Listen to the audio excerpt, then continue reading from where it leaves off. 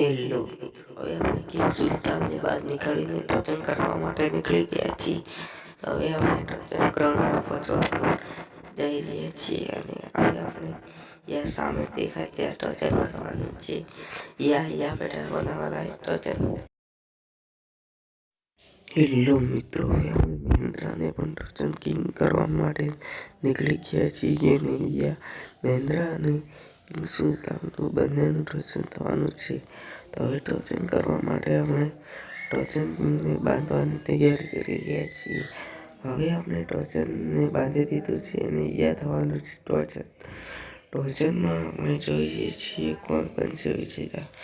આપણને એવું લાગે છે મહેન્દ્રા જીતશે. તો આગળ કિંગ સુલતાનની વચ્ચે ટોચન થઈ રહ્યું છે. તો હવે આપણે જોઈએ છીએ કોણ વિજેતા થશે. મને તો એવું લાગી રહ્યું છે કે મહેન્દ્રા જ વિજેતા થશે. કિંગ સુલતાનના ટાયરમાં પાણી ભરેલું નથી એટલા માટે નહીં થશે અને મહેન્દ્રામાં પાણી ભરેલું છે એટલે આ બ્લોકમાં મહેન્દ્રા જ વિજેતા થયું છે. Okay bye. ન્યૂ